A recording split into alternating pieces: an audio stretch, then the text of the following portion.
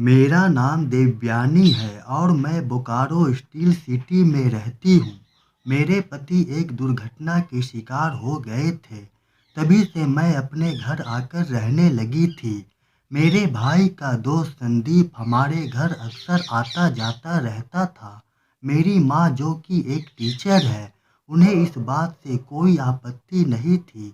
एक दिन जब मैं घर आई तो देखा कि घर एकदम शांत पड़ा है। मुझे कोई भी नजर नहीं आया। मैं किचन से पानी लेने जा ही रही थी कि मुझे शिवानी के कमरे से कुछ आवाज़ सी महसूस हुई। यह आवाज़ शिवानी की तो बिल्कुल ही नहीं लग रही थी। शिवानी मेरी छोटी बहन है जो कि एक पढ़ाकू किस्म की सीधी साधी लड़की थी। मैं ऊपर उसके कमरे की तरफ दबे पांव जा ही रही थी कि मैंने देखा शिवानी एक लड़के के साथ सीढ़ियों से नीचे उतर रही थी।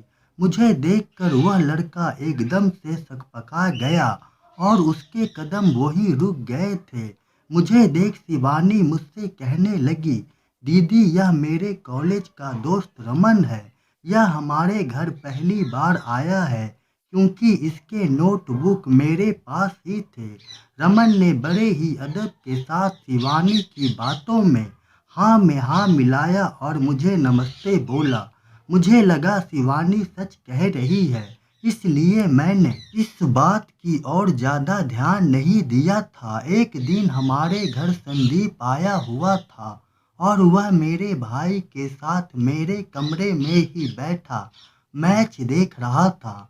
मैं अपनी मम्मी के साथ कमरे में ही सोफे पर बैठी थी।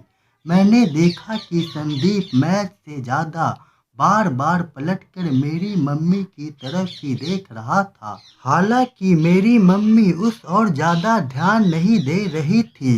मुझे नींद आने लगी तो मैं कमरे में ही लगे बगल वाली बेड पर लेट गई।